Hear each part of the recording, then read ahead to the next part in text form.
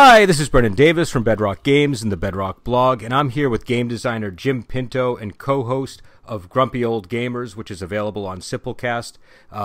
We're here today for a special episode where we're just going to talk about heavy metal, because we both are on Facebook and we seem to talk about heavy metal frequently on there. So I thought it would be a good idea to bring Jim on and just talk about, metal stuff in general. I wanted to get Jim's opinions on things. He's always got a very strong point of view, and so I thought it would be interesting. So just to get things started here, Jim, how did you get into heavy metal? I grew up on classical music until about the age of 8 or 9. There was no other kind of music in the house. Uh-huh. And then I bought my first 45 at Music Plus in Uptown Whittier. It was Boston. I didn't know anything about the band. Uh-huh. I didn't know what they were going to sound like. It's been such a long time. And that grew into liking Kiss, which grew into liking Foreigner and Aerosmith, and then Styx. And then I eventually found Judas Priest when I was about 11. Uh-huh. And immediate love affair with Judas Priest and all the metal bands that you could find in the 80s, because there weren't a lot yet. Yeah. Because it was just growing. Where in that evolution do you think is the cutoff point for metal? Like, at what point do you think you entered, heavy metal as a genre versus rock or something? Yeah, I would say 81. I think that was really the moment. We'd moved to Victorville. There was no radio stations up there, because at the time Victorville was a nothing dust hole of a town. So you didn't have antennas broadcasting good radio stations into the area. And I had to go buy records. And so I picked up British Steel, Point of Entry, and then I eventually found Screaming for Vengeance. And that was it. Yeah. So that was 81 that you said you got into it. Yeah. Okay, so I was later than you. I got into it at about 89 when I was in 7th grade. Oh, yeah. Yeah, so cuz I think I'm a bit younger maybe, but I grew up listening to like 60s music because my parents were hippies, right? And so right. And I grew up and we had like Blondie in the household, and I used to like to listen to Blondie as a little kid.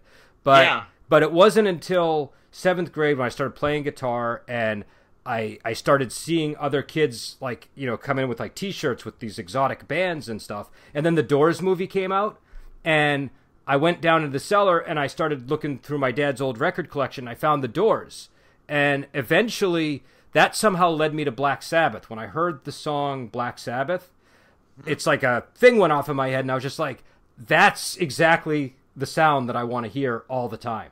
Do you know what I mean? Like whatever they did in that song, I just want to hear that in like everything that I hear.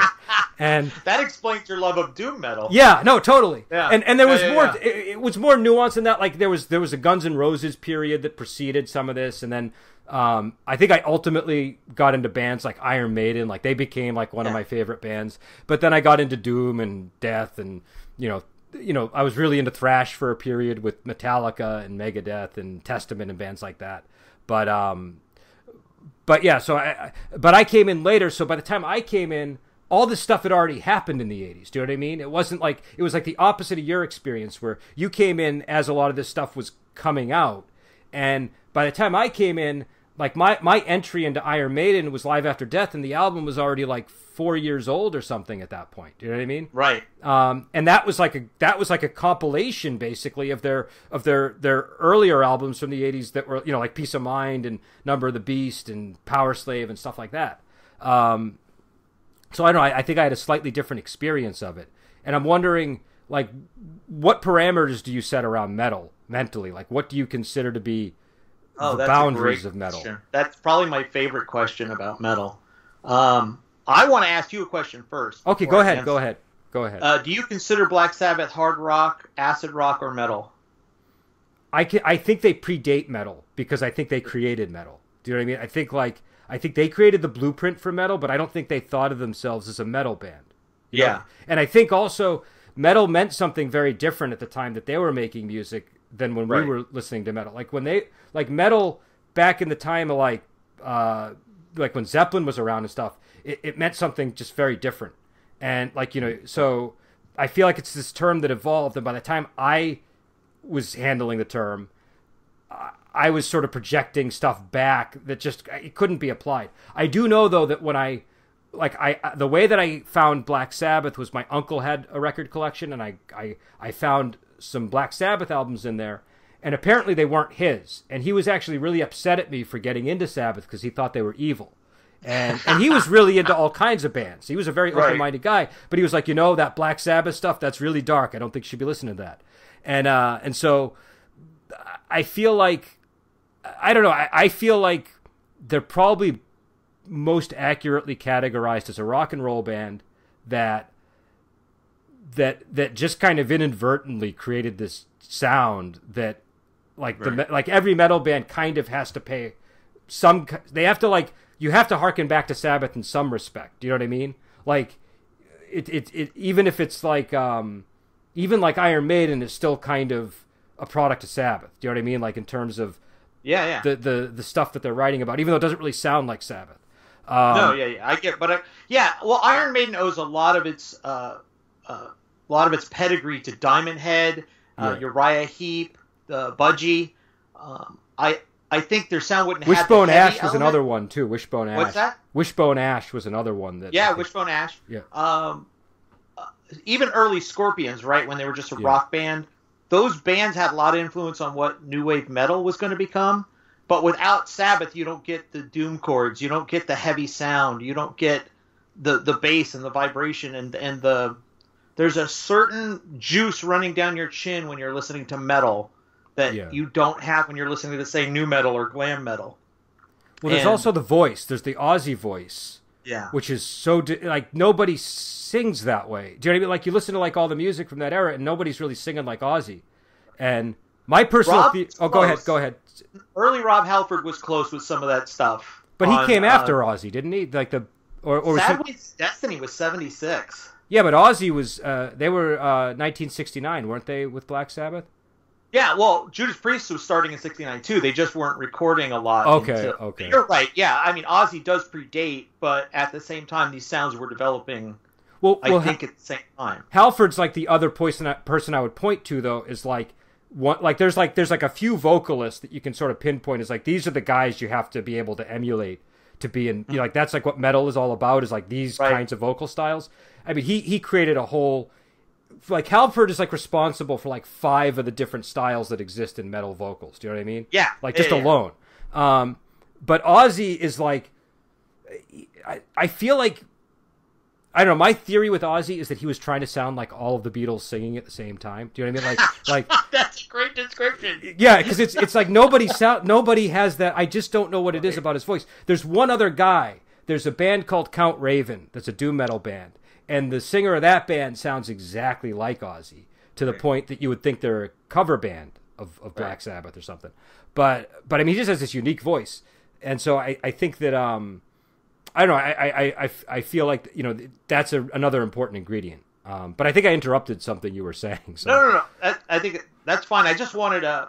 We talked beforehand about before we started recording. I asked you about guttural and brutal lyrics, right? People that don't enunciate when they sing, and I don't like it. It can still call itself metal, but I don't like it. I'm a bit of a Puritan about music, and you said it before we started recording at the beginning, at the top of the show, that I have strong opinions about things. I don't have stronger opinions about anything than my opinions about metal, because it's one of those things that's such an ingredient of my life that if I didn't have it, I don't know where I would be or what I'd be doing.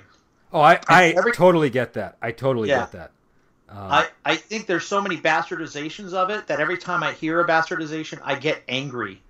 New metal is not metal. Glam metal was not metal. Don't even use the word metal when you're describing that stuff because it's not metal. It's not even a good derivative, right? You can say, well, doom metal sounds like this. Yeah. Thrash metal sounds like this. Speed metal sounds like this. But they do owe their primogeniture to metal. They do own their pedigree, not primogeniture. They owe their pedigree to metal, and I don't think anything like Slipknot owes. I don't think it owes anything to anybody except maybe Bon Jovi, right? Because it's just borrowing the chord structure. It's not borrowing any of the soul. Yeah, of metal. I call it douche metal. It's like Douche metal. yeah, no, you know what I mean? Like there's like a style of metal, like cuz metal, okay, when we were growing up, metal was for a certain kind of listener, right? It was like there was an intensity to it. There was kind of a depth to it to a degree, you know. But there was a style in the 90s that seemed to emerge that was, I don't know, it was driven by something else. Like I think to like an outsider who comes in, they'd be like, no, it sounds aggressive. The person's screaming. It's got all these things in common with metal. But if you're a metal fan from that period, the founding principles are totally different. If that makes sense. No, it absolutely makes sense. I'll listen to a band like well, I won't listen. They'll come on autoplay, like Avenged Sevenfold, and who are just absolute garbage. And I'll hear one good song out of them, and I'll think, how are they capable of making this? And everything else sounds so bad. Five Finger Death Punch is the same thing, right? You have these bands that are capable of making good songs, but they choose not to.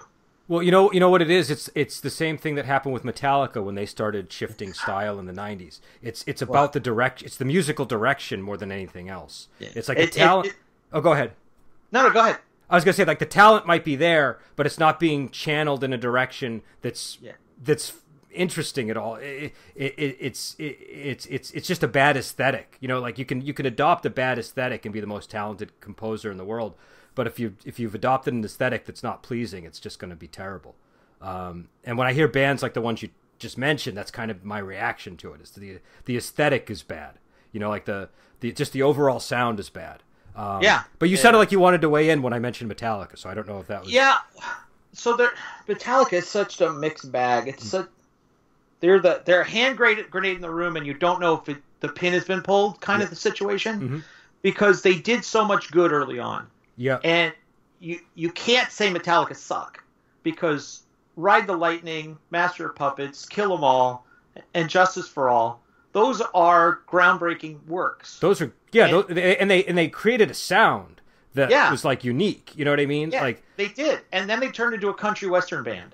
And you have to ask the question, do they still deserve my respect?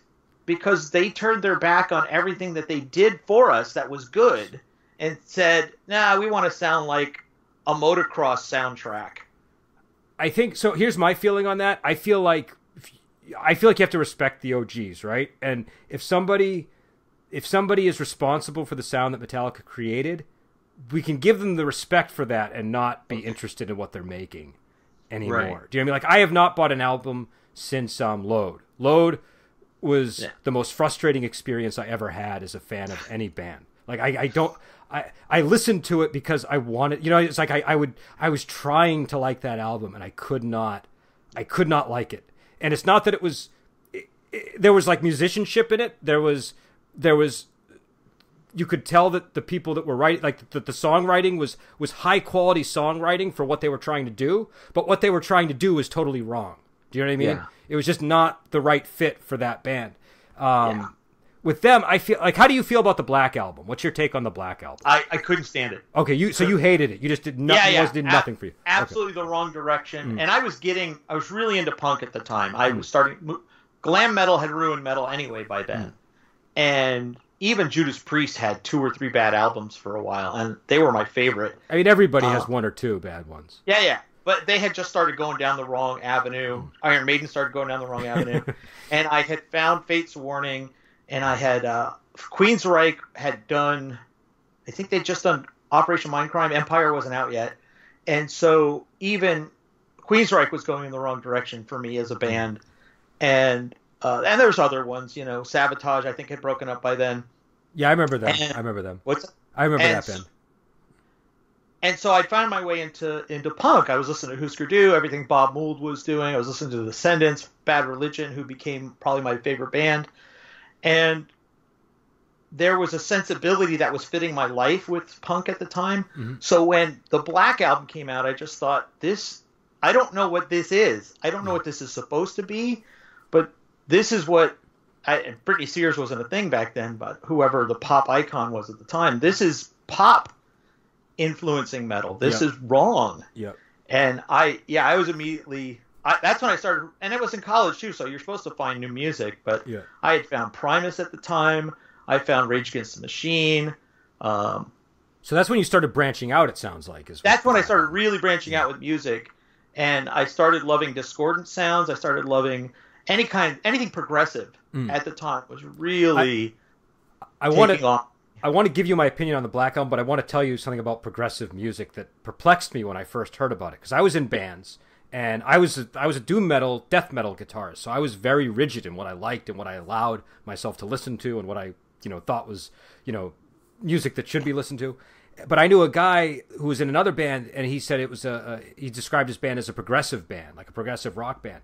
And for the longest time, I couldn't wrap my head around what a progressive band was. Even when I would listen to them, I was like, I don't understand, because I was imagining that a progressive band, that the music had to have some kind of progression. Like, I was thinking chord progression, or I wasn't thinking like, oh, they're progressive in the sense that they're expanding and exploring things. And it took me like a good 2 years to understand what progressive rock or progressive metal even meant.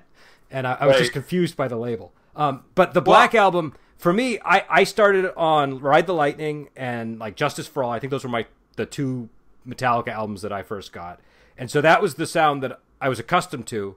And when Black Album came out, I thought it was a change in direction, and it was not metal in my opinion. I thought it was like a hard rock sort of, or like on a borderline of metal and hard rock type thing. But I thought it was a decent album. Like, I liked it, and I thought that for that band, I felt like if they wanted to shift directions, I was okay with them going in the Black Album direction. But when they went in the direction of Load is when I was like, no, that's just so wrong what you're doing. Do you know what I mean? It was just like the amount of funk, or I don't know what it is. There was some kind of like, there was a groove that entered the band with Load that just, okay. So remember that I showed you 3 bands on Facebook. Yeah. There was a band called Cathedral, which was a really strange doom metal band. And that's their first album. After that album, they get progressively more funky and more groovy. And I think the danger that funk and groove always presents with metal is it can make them sound like Muppets if they have that sort of James Hetfield style vocals. Do you know what I mean? Right. And so with Load, they just sound like a bunch of Muppets to me. Do you know what I mean? It's not even. It's just like I wouldn't mind if it was like a different band, but because it's Metallica and he sings that way, I just picture Muppets in my head performing the music. Do you know? I think when you hear the line, "Give me fuel, give me fire, give me that which I desire," I think that's from Load or Fuel or Gasoline. I think that's from one of the later ones. But yeah, I know which song you're talking about. When I hear that kind of, I don't know what Load sounds like because I don't think I've even listened to it. But when you hear him saying that kind of shit after he sung "For Whom the Bell Tolls," it makes him sound like an idiot just lyrically and thematically. You're wondering what has happened here of this band that took themselves so seriously. Because that's the thing about Metallica. They were a serious band. They hated music videos. They hated anybody that sounded commercial. They hated anybody that had managers and that kind of shit, right? They were serious about music those first 4 years and killing themselves on tour. And then as soon as they make their first video, this is what success tastes like. But that first video was good. That was a half-decent video because it was tastefully done. It was, absolutely. But for those of us that already loved them and already knew their stuff, we didn't need that video. Yeah, that wasn't for us. And so you see a band do that, and now they don't take themselves seriously. Now they're not serious about the work. I think that they have a work ethic, but I don't think they have a work ethic as it pertains to creating new work. If that makes sense. They're more than willing to show up in the tuning room and crank out some chords and see what leads to whatever, or practice some songs they love. But when it's time to make something new, they're either making country western music, which is what they sound like to me now, or the new album, which sounds like a remake of Justice for All. Yeah, and I have not listened to the new album. I gave up on Metallica after. Yeah, the new album's not bad. Okay. With Load, here's what I'll say about Load. The one thing that Load had going for it was they were doing the harmony thing. Like every once in a while you get these harmonies and these chords that really were sort of glorious sounding. But it's like you said, the country western thing just wasn't working. There was this there was this weirdness to it that just didn't fit. I think what happened to Metallica, though, is kind of what happened to a lot of metal in that period, which is the 90s just was very difficult for metal acts to navigate. And nobody, like, even as a metal fan, I felt like I was in the wilderness. Do you know what I mean? Suddenly, okay, like right now we're living through, I just watched that movie The Dirt on Netflix, which is like another 80s nostalgia type movie. It's about Motley Crue. Right.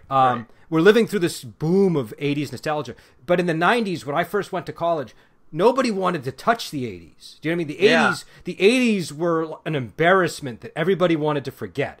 And I don't think people understand how like ubiquitous grunge culture was at the time. Like it was just, at least among like rock and roll fans and stuff. Do you know what I mean? You couldn't get away from grunge, and you couldn't get away from Doc Martens and like all these things that were just features of the way things had changed in the 90s. And metal, like, because I was in bands, right? And I remember I was very comfortable writing sort of heavy doom metal style music. All of a sudden, I didn't know what to write anymore. Do you know what I mean? And I was just like in crappy like garage bands. Do you know what I mean? I wasn't even, I barely performed on stage at all, but I had this sense of I don't know what I can do, like, because anything that's too staccato has too rising and too has too many 80s lines cliches will turn people off. And I didn't know, the alternatives were really difficult to discover. So but I thought it was interesting that the album you showed me was a 1999 Fates Warning album. And so I don't know if you have a take on metal in the 90s and what happened and what bands succeeded. Well, first of all, you have a lot of breakups, right? Yeah. Halford leaves Priest. Dickinson leaves Iron Maiden. That was tragic. That was the biggest blow to me ever, was Dickinson. Yeah. And then, of course, they eventually come back, but I think a lot of that is, I don't even know what this landscape looks like. Maybe now is the time for me to go explore my own stuff, so I don't pull Iron Maiden down with me. But new Iron Maiden? You're talking about like new Iron Maiden's worth checking out. No. Yeah. I like New Iron Maiden when he's back. Yeah. I'm talking about when Bruce leaves. Oh, the stuff with Blaze Bayley.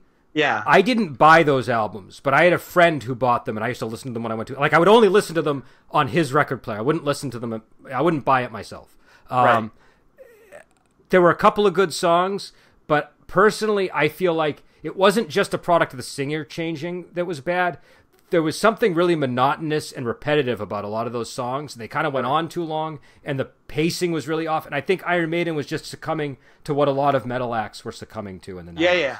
Well, Steve drove Adrian out of the band with his repetition. Yeah. I mean, Adrian left. But that happened before. That happened with No Prayer for the Dying. That one. That when he left? Yeah. He left before No Prayer for the Dying. Oh, that was such a bad album. We could do a whole episode on that album if you want. Yeah. Well, we can just talk about Iron Maiden the bad years. Yeah. I think a lot of these performers leave these bands to go and explore because there's nothing left to make within their genre, right? Yeah. Especially if you're Iron Maiden and Judas Priest. You've defined the genre. You've made so many albums that continue to change and evolve through the genre as it changes with glam. And then the 90s happen, you don't know what to do anymore because Alice in Chains is better at this than you are. Yeah. And so you have to ask some questions. And then it's the holdovers, it's the Puritans like you and I who love metal so much that we continue to buy albums from these esoteric bands, even though the genre itself is dying. So that's where the splintering starts to happen, right? Well, I'm going to start making doom metal because there's no point in making heavy metal anymore. You have power metal with bands like Helloween, and then Dragon Force comes out that's essentially Yngwie, but 1.5 times faster. I'm very conflicted on Yngwie Malmsteen. He's I love him. I can't. I like him. I play guitar, so I have to like him. Do you know what I mean? It's like obligatory. But like, we'll get into him later. I don't want to derail what you're saying. That's okay. So I think it isn't until I can't even say what year that I think it was okay for me to start liking metal again. I think it was after 2000. And I just found my way back to Judas Priest, and I was listening to Defenders of the Faith again, and then I started making my way backwards through the discography, and I landed on Sad Wings of Destiny. I just said, I don't ever want to leave this album. I don't need to listen to anything else from metal ever again. That is a really outstanding album, and I'm probably not as big of a Judas Priest fan as you are. I like Judas Priest, but I was always more. I spent more money on Iron Maiden than Judas Priest. Yeah. But Sad Wings of Destiny is a great album, and I mean, and he's just like phenomenal vocals. Like his vocals, if you listen to their whole catalog, if you listen to early Priest, then follow them all the way up through, just the way that he evolves and his voice changes over time and what he adds to it. It just becomes this spectrum of like he can just hit so many different kinds of notes. But you hear on Sad Wings of Destiny, is it Dreamer Deceiver, the one where he starts really low and then he ends really high? Yep. Yeah, that track. When I heard that track, I was like, that's possibly the best vocalist in metal. Just based on that track alone. That and then Victim of Changes, which is just a masterpiece of a composition. Do you ever watch any of the reaction videos online where people listen to metal for the first time? I have seen some of those. Yeah, they're pretty entertaining. Whenever somebody listens to either of those two songs we just listened to, it is such a joy for me to see them experiencing those songs for the first time, because I don't even remember the first time I experienced them. Right, it was so long ago. But I've easily listened to Victim of Changes over 1,000 times in my lifetime. That's not an exaggeration. That and Diamonds and Rust, that's another great Judas That's a good song. But that's Joan Baez. Isn't that Joan Baez? That's Joan Baez, yeah. But they totally change. Like, the original version is so different from the one that they do. Yeah. They borrow a lot of the lines and some of the melodies, but they switch it up. And it's hard to pick a favorite between those two, because I love Joan's work too. But anyway, I know her daughter likes the Judas Priest version, she said. Really? Yeah, her daughter prefers the Priest version. That's funny. I think watching people enjoy that stuff, enjoying old Queensryche for the first time, right? Listening to Jeff when his voice was just absolute fire, and before he went crazy. Didn't he stab somebody in the band or something? He went like nuts, like properly nuts. His wife started stealing money from the fan club, and he defended her, and then they had this big long argument, and they fired him, and then he went off and made a Queensryche album, even though he didn't legally own the name. Jesus Christ. Yeah, and so that's a mess. I just saw them in concert 2 weeks ago, I think, with Latour. Tor is their new singer, and it was the end of the tour, so his voice was gone, and it wasn't that great. I feel like I never gave them a fair shake, because I lumped them in with all of the glam metal acts. Right. But it wasn't until later that I realized, oh no, they were doing something different than a lot of those glam bands were doing. There were three inventors of progressive metal: Fates Warning, Queensryche, and Sabotage. And if you listen to their work, that is really progressive. The early, first, complicated time signature stuff. There's nothing else in metal like it, honestly. Warning and Rage for Order might be Queensryche's best work, now, without a doubt. Is that your favorite subgenre of metal? Progressive metal absolutely is my favorite. Now let me ask you this, because I never really listened to a whole lot of progressive metal. I would listen to it here and there, but I don't. It's funny too, because I was a musician, so you would think that I would gravitate towards that, and I like progressive music, but I guess I just never went down the path to discovering it. But like, where do bands like Queen and stuff like that fit in for you? Like, they're obviously not metal, but like, are they considered like predecessors of these bands, or are they maybe not Queen? Certainly Boston and Rush, and Kansas. Not Boston. Kansas and Rush are certainly. If you don't find some influence from them as a progressive metal band, I don't know what you're doing in progressive metal. Okay. The shit that Kansas was doing on Mysteries and Mayhems. If Rush hadn't existed, Kansas would have been the biggest band of the 70s. I'm thoroughly convinced.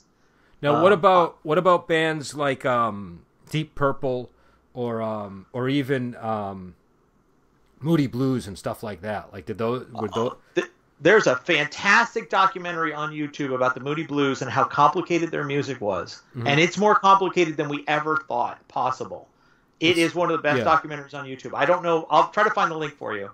It is mind blowing how complicated their music was. You know, I have another funny misunderstanding story. You know the song "Nights in White Satin"? That might not even be the name of the song. Cream? No, the Moody Blues song "Nights in White Satin." Oh, I don't. Yeah, I know the song. I thought it was Cream. But go ahead. I could be wrong. I thought it was Moody Blues. But I always thought it was Knight Nights. Because so I always imagined the totally wrong, oh my God. The imagery was completely wrong for what he was. It's supposed to be like a night of romantic lovemaking or something. Yeah, and I'm imagining these, knights dressed in white satin.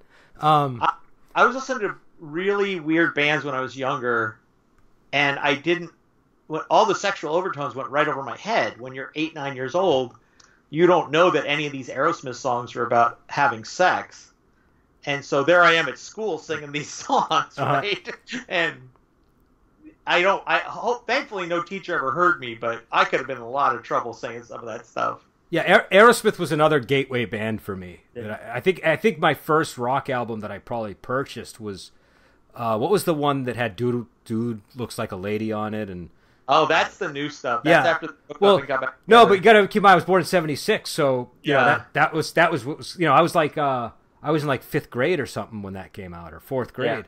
Yeah. And so that was, it was just like my first exposure to that kind of music that like I bought on my own. Do you know what I mean?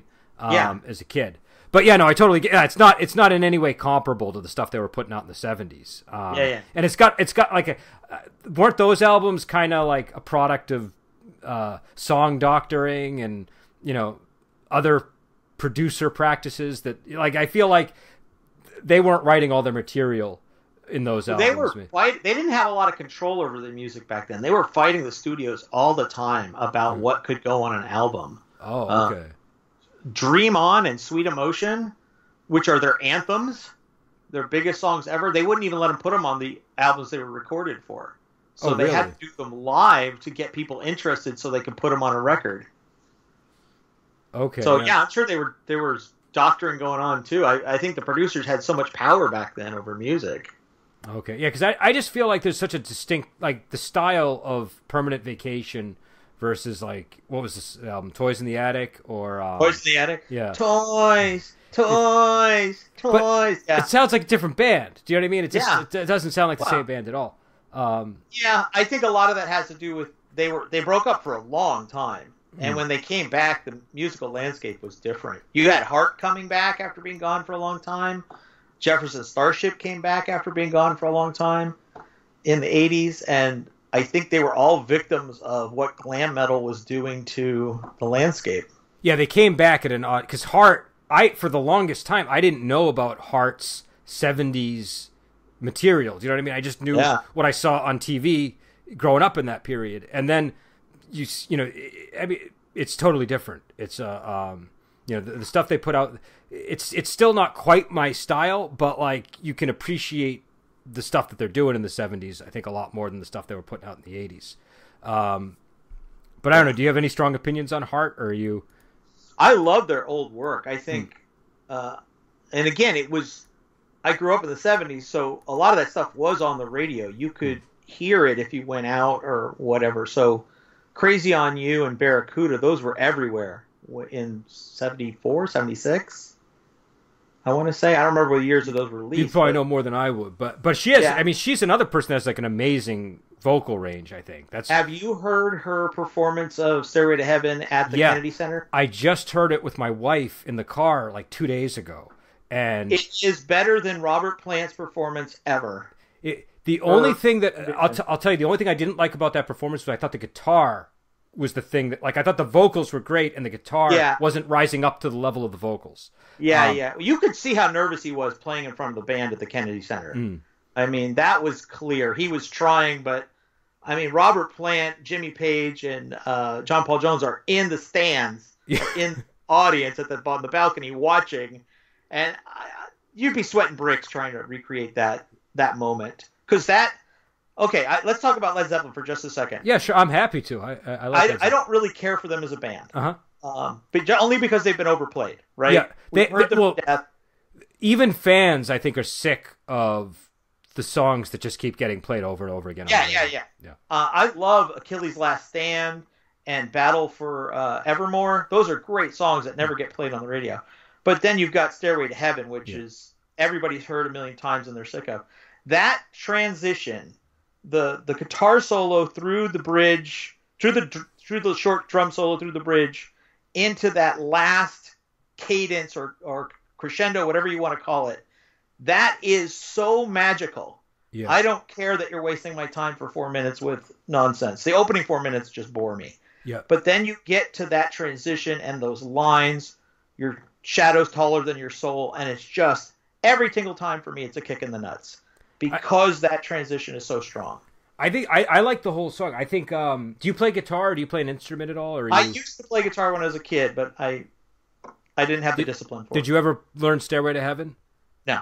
So Stairway to Heaven, I feel like I view it from the perspective of a guitarist because I'm always, when I hear it, I imagine what my fingers are doing on the guitar playing it. Do you know what I mean? Right. And there's something about the opening chords, which you're probably familiar with, like the Taurus lawsuit and all that stuff. Yeah. But like, I don't think there's anything to that.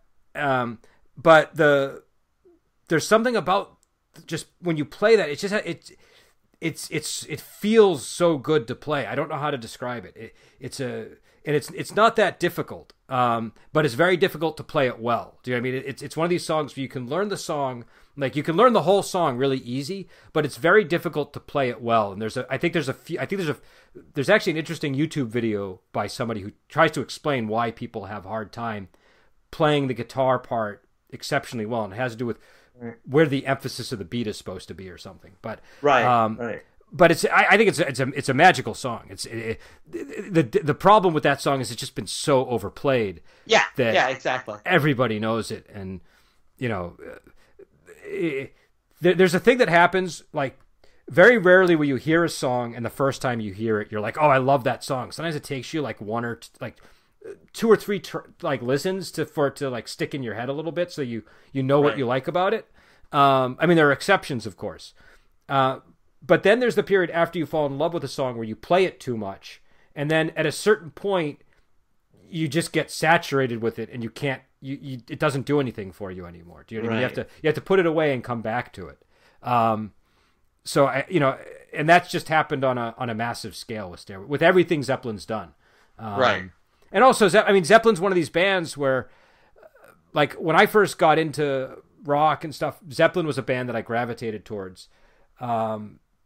But not everything they do is great. Do you know what I mean? They do a lot of good stuff, but there's some Zeppelin stuff I just don't want to listen to. Do you know what I mean? There's a lot of stinkers and a lot of it starts to sound repetitive because especially when he does the more bluesy stuff, the really heavy bluesy stuff. I have no interest in that. So I don't actually care. Do you not like blues in your metal, or do you prefer? I just don't like the blues. Okay. I mean, B.B. King can do it, and it's great. Yeah. But there's something about when Aerosmith tries to be too bluesy. It's just you're really just. This is more of an aesthetic or a pastiche than it is a true love of blues at what you're doing. I think that there's a difference, and so I really don't want it. I don't like mixing my peas and carrots, and I don't like mixing too much blues into my metal. Obviously, metal draws a lot from blues. Yeah, that's what I was going to say. It's like a hard line because I hear you. Like, I remember when I was getting into metal, I knew people that were metalheads who maybe shifted to blues or something. And I was like, oh, you turncoat, you're getting into blues. Yeah. And my guitar teacher was a blues person, but he had the sense to see that, the stuff I listened to actually sounded more like Bach than the blues stuff. So he started that. I came to classical the opposite of how you did. I came to classical because I was listening to metal, and my guitar teacher started making me play Bach, and I started getting into classical just because I saw the similarities in the sounds. Well, Bach was a master mathematician, and this really, getting back to a really earlier question you asked, the thing that makes metal is the math, right? You can get into a band like Go ahead. You can get into a band like Dillinger Escape Plan, who are the masters of math, who take it to such an extreme that you can't even figure out what the fuck is going on. Or you can look at a band like Priest or let's use Megadeth for a second, because we haven't even touched them yet in this subject matter. The math is so tight that those 5 guys will be on stage every night, and you will not hear a mistake, because there's such mathematical precision what they're doing, which is missing from punk, which is missing from pop, which is missing from R&B. A lot of these other musical styles don't have the math that heavy metal has. It's a really hard thing to do. The like getting, like, I don't naturally have very good rhythm, and playing that kind of metal requires like a precise rhythm, you know, like a you have to, you know, and like, okay, like just take, like you had mentioned Justice for All. That's an album that's famous for all those time signature changes. Yeah.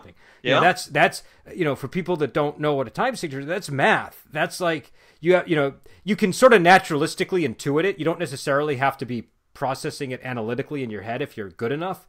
But but like for people to, like, when people communicate about music, that's they're you know, a time signature is an incredibly mathematical concept, and so I agree with you that math is a big part of it. I think especially because metal tends to lean more, like, I feel like the big difference between blues and metal is a little bit more staccato in nature. Do you know what I mean? It's a little bit more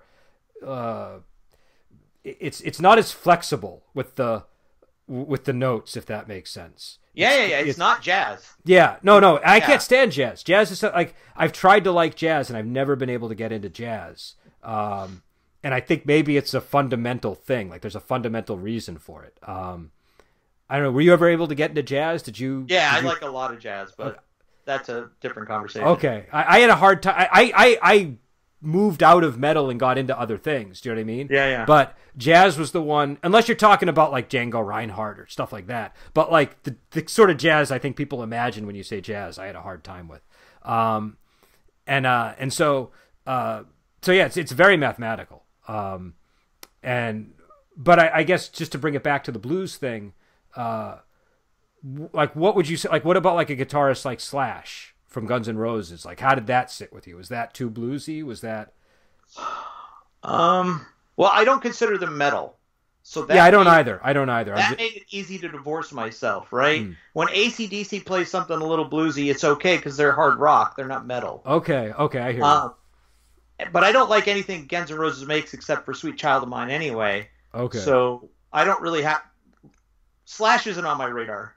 Okay, fair enough. I liked Appetite for Destruction, in general, but I definitely see what you're saying. Welcome to the Jungle, November Rain. Well, that November Rain is from Use Your Illusion 1 and 2. Oh, okay. I don't know where they're from, but the Welcome to the Jungle was from Appetite for Destruction. Okay. That song I wasn't too keen on. I liked like Mr. Brownstone and Michelle. I thought Michelle was a great song. I liked the thing I liked about the Appetite for Destruction was it just kind of felt like Smoke and Leather. It just sort of was this. It just had this vibe to it, you know. Right. But okay, what about like a band like Iron Maiden? Occasionally, especially when Dave Murray is doing the legato, or when Adrian Smith is doing like his pentatonic stuff, they kind of get into bluesy styling a bit. Do you know what I mean? Like 2 Minutes to Midnight kind of has like a bluesy vibe to it, don't you think? That opening riff to 2 Minutes to Midnight. I'm playing it in my head right now. I don't know if I can hum it because I might get in trouble on an IP violation, but something about that always kind of felt sort of like it had like that. It was coming from the gut in like a bluesy way. Do you know what I mean? Well, we're back to Diamond Head and those industrial metal bands, heavy rock bands of the 70s where Iron Maiden got their sound, right? Yeah. Those guys were getting their sound from the blues, and they're from Leeds and Manchester and these hard-working towns. Yeah. And they go out and play on the weekends, and it was inescapable for them to draw the blues into what they were doing. So you listen to any Diamond Head, and the blues is there. And I think you're drawing... So if the blues is making its way into Iron Maiden, it's through the new wave of British heavy rock, which becomes the new wave of heavy metal. I don't think it gets there through folk rock in the United States. Okay, I see what you're saying. No, I'm just curious because it's sort of one of these things. Like sometimes I'll hear something in Maiden, I'll be like, well, that kind of sounds a bit bluesy to me. But I think you're right. It's kind of been stripped of the. It's not like it's consciously bluesy, maybe, right? It's like, and Rob Halford said that of Priest, right? And Glenn Tipton said this too. He said making metal for them was about stripping all the blues out of rock and playing those heavier chords and borrowing the structure, but getting rid of the bluesy undertones. Okay, that makes a lot of sense because that feels like what metal is like. I've never really heard it expressed that way, but that really does feel like metal really is about kind of removing the blues from rock in a way. Yeah. And that's how they described it, and I like that description. I think what grows from there is you have to, first of all, you have to respect what Sabbath and Priest and Iron Maiden did. Mm-hmm. Even if you don't like them, you have to respect that they're the heavy three. They're the core, the nexus. Yeah. And everything grows from there, and it's fine to experiment and find out where these sounds will take you. Until you get to glam metal and new metal, as we've already joked. But for me, it's what progressive metal and prog metal does with the genre, because I don't like Dream Theater. I'm sure you're familiar with at least the name. I know them. They had that big song too when they first came out. Yeah. I bought the album and I didn't like it beyond that one song, and so I think that was actually why I didn't get into progressive metal, because Dream Theater, you only have to hear one song. They're all the same. The problem with Dream Theater is that they are the mathematical conclusion of progressive metal. So they strip away all the art form and they just turn it into hard math. Well, go ahead. That stops people from getting into bands like Opeth, right, and Fate's Warning, and Sabotage and Queensryche. These bands that they were taking progressive metal into places to see what it could do. Mm-hmm. And Dream Theater was taking it to places to see how they could perfect it to a fine razor point. And so Dream Theater honestly strips all the soul out of it and just turns it into a technical exercise, and you don't need to hear it. I think grindcore then comes out of progressive metal because of the complicated timing to it and the speed. And so a lot of those bands that are in those really niche parts of metal, they take the brutal essence of Slayer, and then they add really complicated. Suicide Solution, is that the name of the band? I saw them play once in front of Megadeth. Uh-huh. They were so fucking fast and complicated, I didn't know what was going on. Were they named after the Ozzy Osbourne song? That maybe they probably were, but they were intense guys, right? And they won an award of some kind. Or were you thinking of Suicidal Tendencies? No, not Suicidal Tendencies. Okay. I know who they are. They came out of more of the punk. They were like an LA band or something, weren't they? Yeah, they're an LA band. Yeah. They were kind of like a tough group too. You wouldn't want to mess with them. He was crazy. I think he was just crazy. Yeah, they scared me the moment. They're like Slayer. Like you see Slayer, and you're like, I don't want to get in the wrong side of these guys. Right. You don't necessarily feel that way about some of the other bands. And that's another thing about Slayer. We're talking about being serious about your work. Slayer was a band that didn't joke, right? And they still aren't. Yeah, no, they're serious guys, Slayer. They're serious guys. Yeah. And there's something there that you can rely on as a fan if you're a puritanical metal fan. Yeah. You know that. And the same was true of Motorhead, right? Motorhead had a tone and a style, and you knew what you were going to get with each album. And there's something to be said for that consistency, I think, that fans want. I mean, every death metal riff ever is Slayer, right? Like, they're all just kind of emulating Slayer's sound, I feel. Yeah. But Slayer was emulating Dave Mustaine, because Kerry King learned everything he knew from Dave. Oh, did he? Okay, I didn't realize that. Yeah. He was with Megadeth back before they ever recorded. He was one of the guys on the tour.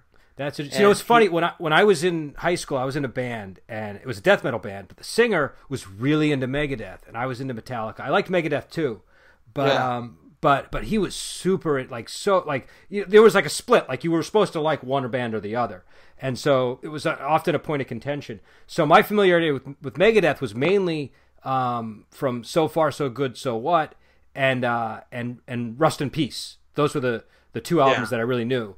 And everything else I kind of picked up from this guy who would show me the albums and stuff. Yeah.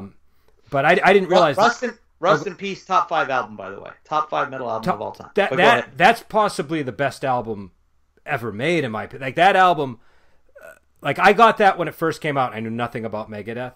And I got to, like Hangar to 18 came on, and, like, that song is just, like, I learned that song right away. That song is how I got into the band that I played in high school, because I learned that song, and when I played it for the singer that I just mentioned, he was like, "Oh yeah, you're in. You know Hangar 18. You can join the band."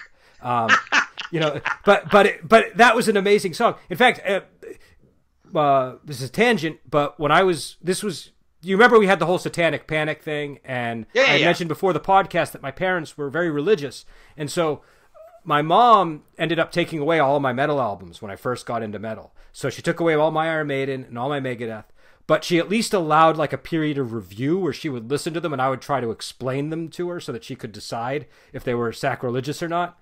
And when I showed her Megadeth, I showed her Hangar 18, and she just, on the basis of Holy Wars and the Punishment Due, she decided this band is not okay for you to listen to. But when she got to Hangar 18, because she comes from a family of musicians, she was at least willing to acknowledge. She was like, "Yeah, you can't listen to this, but that is good guitar. I will acknowledge that the guitar player is very talented." I had to do something very similar whenever I would pick up a new metal album. I would have to explain if a song sounded questionable, I had to explain it. Nobody listened to what I was listening to, but if they overheard it in the background, what's he singing about? What's that? Okay, so here's what happened to me. All of my Iron Maiden albums, except for Live After Death, got taken away. And so I would listen to Live After Death because my mom, for whatever reason, she just never figured out that was also a metal album. And I would sneak into the place where she had put all of my other Iron Maiden albums. And I remember taking out Peace of Mind and just like the glory of listening to like Revelation or The Trooper in the studio recording version rather than the live version. Like that was the big, it was so exciting to me to hear it like a little bit slowed down and clean so that I could hear everything that they were saying. It was all forbidden fruit for about 2 years. And then my mom eventually gave in when I found the lyrics for one of the songs in Peace of Mind in a hymn book, and I showed it to her. And then she was like, "Okay, you can listen to this stuff now." So, because the song Revelation, it opens with an English hymn. And yeah. So, and then there's a quote from Revelations on the back of the album too. Yeah. But she when people are sort of gunning for it, they don't always see that stuff. So I had to throw D&D books away a couple times as a kid too. And yeah, me too. I grew up in a TBN household where people were speaking in tongues on the television. Okay, so it was a weird time. When we were in Southern California, we were in a very religious community, and there were people speaking tongues, and movies like Willow were forbidden, and Christian Broadcast Network with Pat Robertson and all that stuff. Yeah, TBN. Where did you live in Southern California? I lived in Vista. Okay, I know where Vista is. Yeah, so I lived in Vista, and it was like, I remember we went to an Episcopal church because my mom is Catholic. But everybody there was like this one, I call it a mega church. I don't know if it was really a mega church, but to me, it's like a mega church. There was this one church that was like a real sort of proselytizing thing. I don't know. It was the minister there was an ex-surfer, ex-drug addict who hated Catholics. And I don't know. Yeah, he had some really weird ideas. But pretty much everybody in the community seemed to be going there, including people at our own church started going there. And it just kind of started influencing everything. And I just remember the overall environment was, I don't know how to put it. It was, it was really personality shaping. I'll put it that way. I had to go to Christian camp one year, and we weren't allowed to eat unless we memorized Bible verses. And, yeah. And I wasn't very good at memorizing Bible verses. So it's just one of those places. But it was a nice community. I don't want to paint it too wrong. It's just that it was weird because there was this like real sort of fundamentalist religious thing going on, but there were also a lot of gangs. Like we had at my school, I remember we had security guards and stuff because there were so many gangs and we weren't allowed to wear certain colors. And I had a friend who was a really nice kid who was basically like Rod and Todd out of The Simpsons. And I remember he got beat up so badly one day by some psycho kid at the school that his eyelid was split open and he was like unconscious. Do you know what I mean? Like you had to go to the hospital and stuff. Yeah.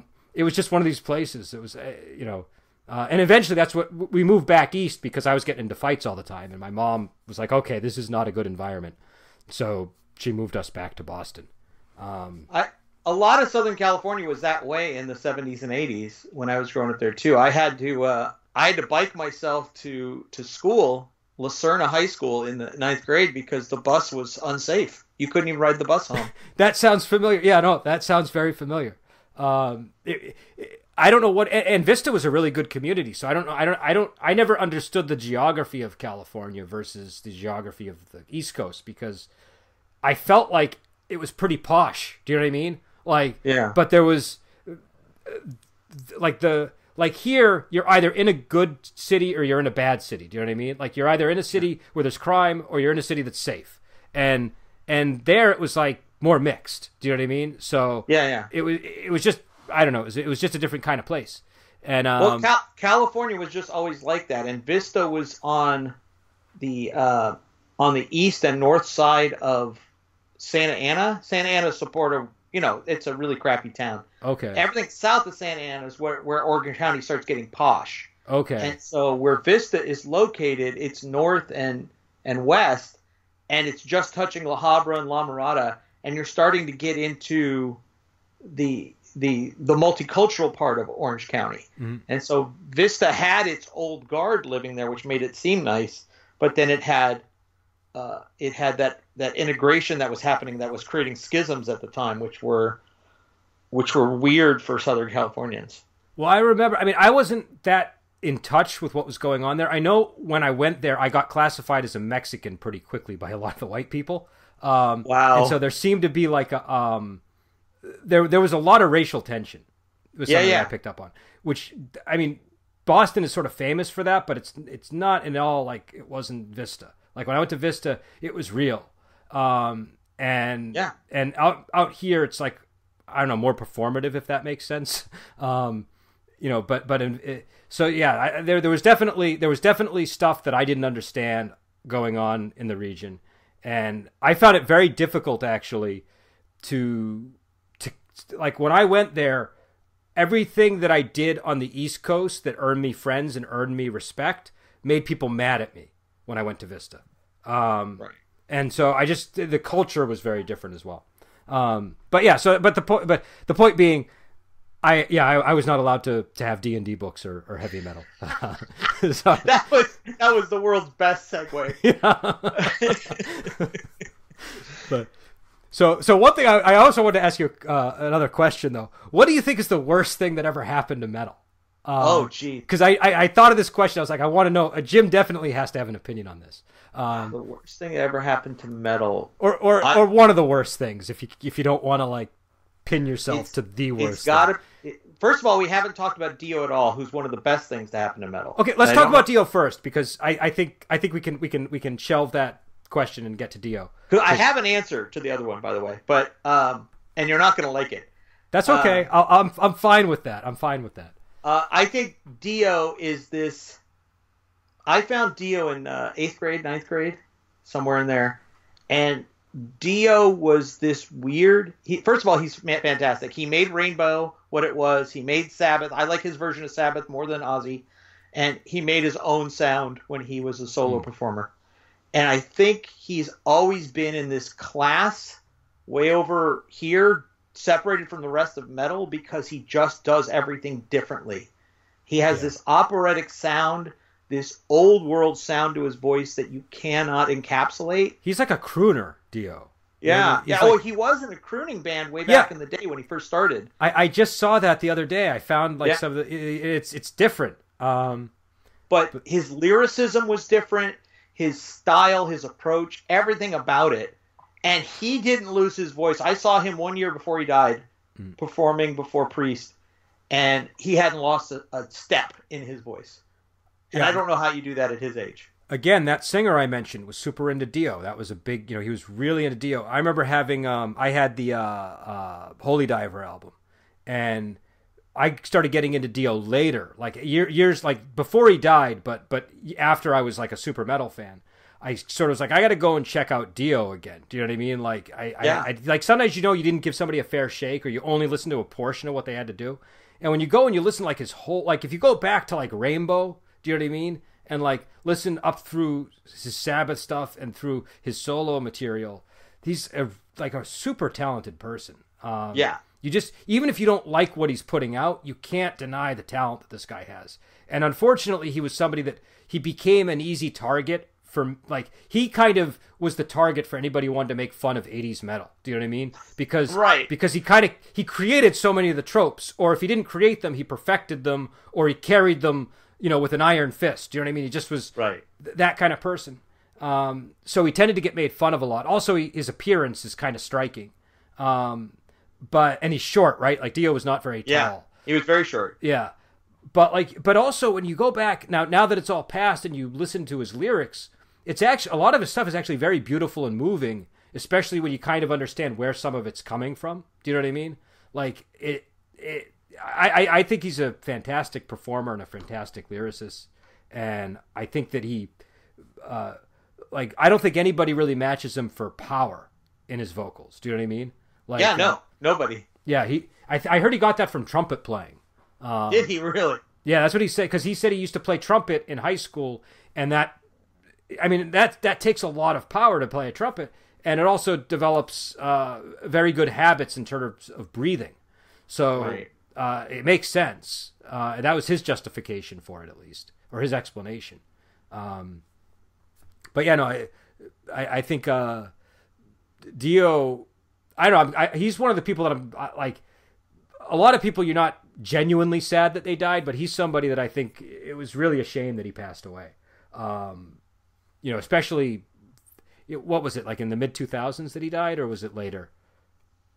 I saw him. When did I see him perform? Yeah, it was in the mid-2000s in there somewhere. Now, what's your favorite Dio material? Like, what stuff from Dio do you think is like an example of his best work? Well, oh God, that's so hard. God damn it, that's a really tough question. Stargazer is one of my favorite songs of all time. That's a good song. Heaven and Hell, Mob Rules, Die Young, Children of the Sea, Sign of the Southern Cross. Man, if I had to pick, gun to my head, Stargazer. Stargazer's a good song.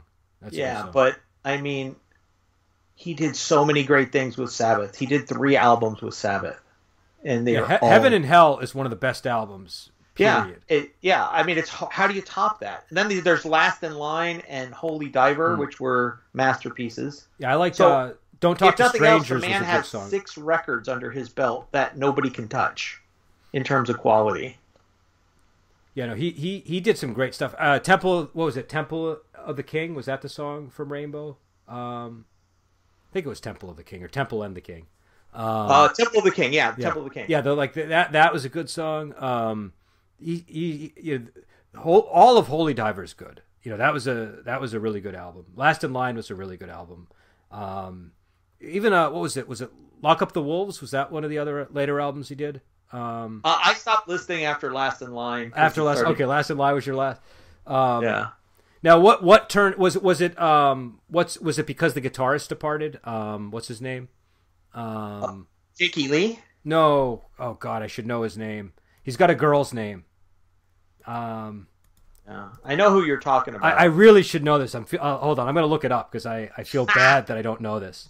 You should edit this in such a way that you sound like no. I got to leave it in. That's just the way. I feel like you shouldn't be able to edit that sort of thing. What is it? Vivian Campbell. Yeah, I thought maybe it was because Vivian Campbell. I don't remember when Vivian Campbell left, but I know it was at a certain point in around that time.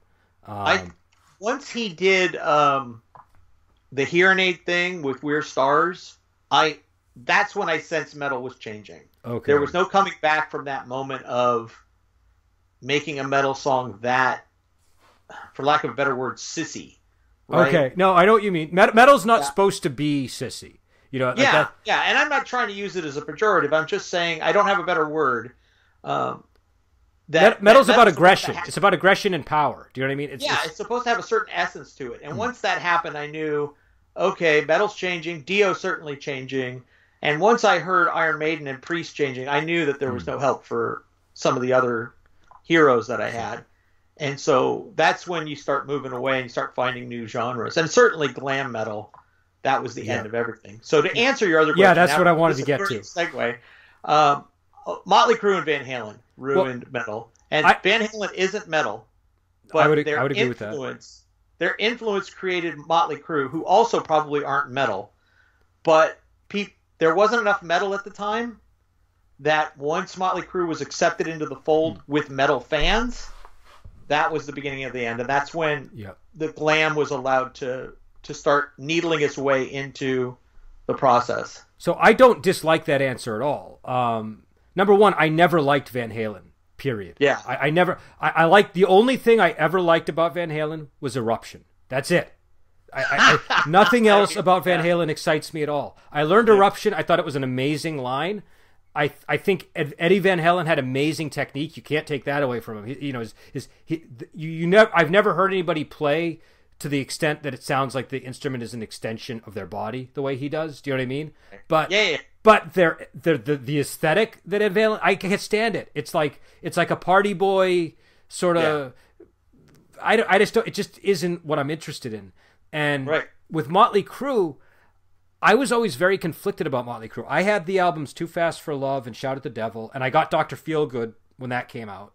But Motley Crue was one of these bands that I never quite knew how to categorize, because they always kind of got thrown in with, like, they were either slid under the category of glam or slid under the category of metal, and I was never really clear on.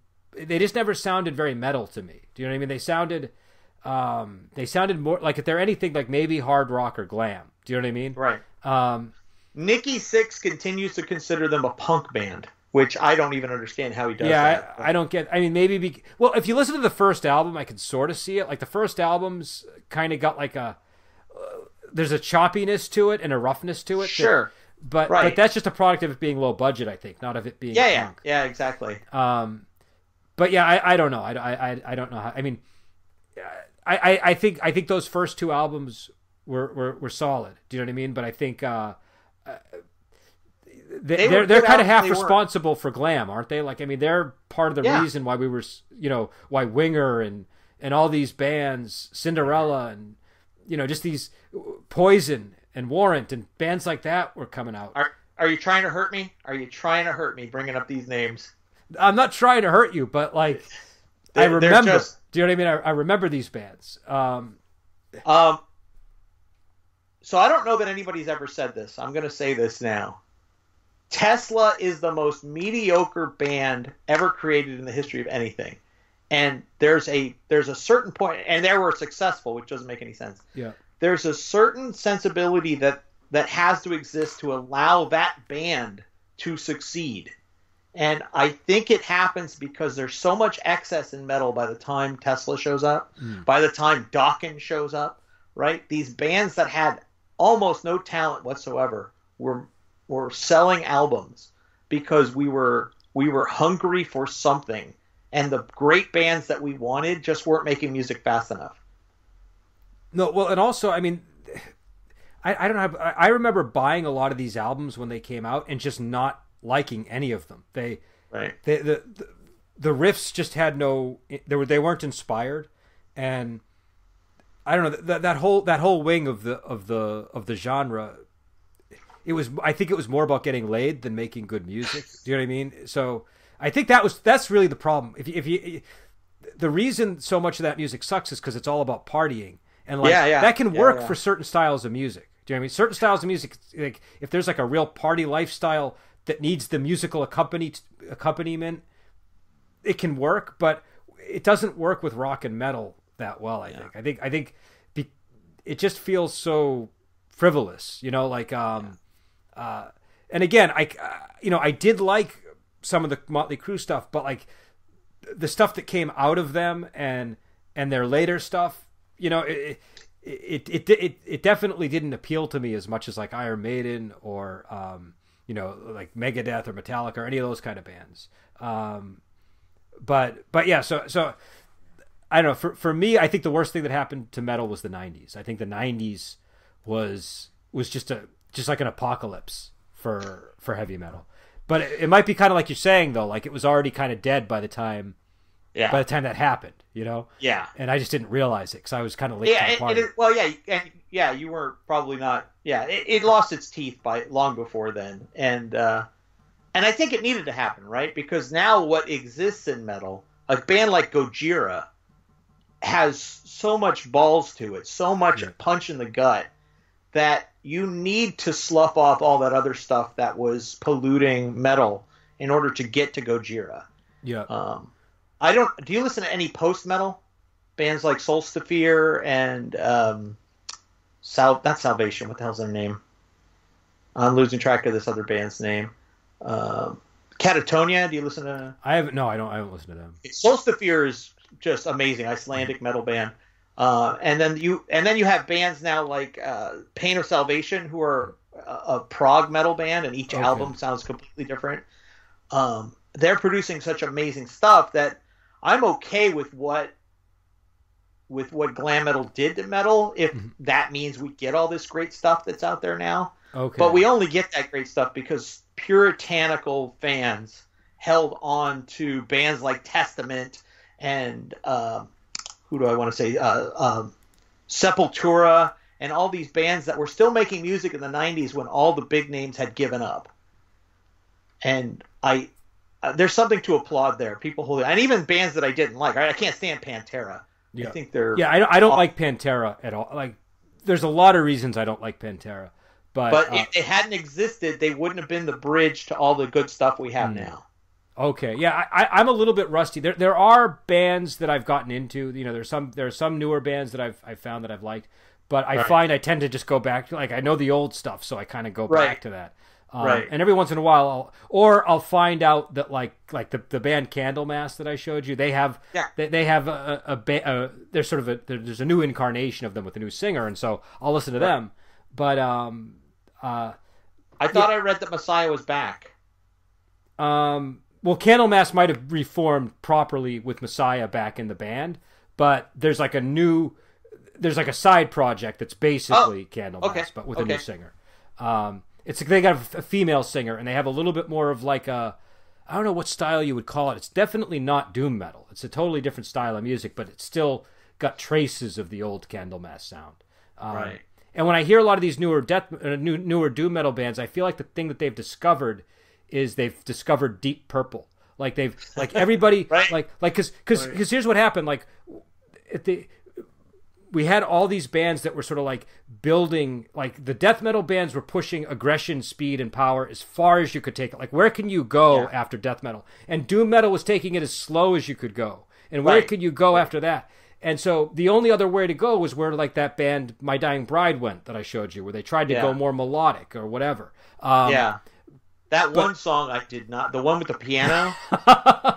He's singing like he's Liberace at a piano, and he's trying to entertain some goths, so he has to inflect his voice differently. So when I first heard My Dying Bride, as a guitarist, I was really enthused by that Sear Me song, the first one that I showed you. Because it was like, wow, that's different. He's not playing all power chords. That song was fantastic. Yeah, he's doing something a little bit different, at least at the time. Like, if you remember, it's like, oh, they're not just going for sheer power. They're going for something a little bit different. But then by the time they get out to Turn Loose the Swans, that's what I'm talking about with the identity crisis. It's like, they didn't really, I don't think they knew where to go. Do you know what I mean? Like, they were like, that album is a difficult one because I don't think that the way he's singing really suits his vocal style. And it's kind of similar to how James Hetfield sounds like a Muppet when he tries to do more of a country western thing, you know? Right. It's just like, it's very difficult for metal to reform itself into something different and not sound ridiculous, you know? So, but I think a lot of these newer bands, you know, like the older doom metal bands and stuff, they were all emulating Sabbath. And I feel like what people rediscovered was the power of the electric organ. which is an instrument that had been neglected during the 80s and the 90s. Do you know what I mean? Right. Like, so now you're sort of seeing people bring in the electric organ again. And if you listen to bands that used that during the 70s, it's a powerful instrument. You know what I mean? Yeah. Like, I used to listen to the Doors, and, you know, you could do a lot with that. And Deep Purple used it, and Moody Blues have, what is it, The Melancholy Man has this great electric organ solo in the middle that's really powerful.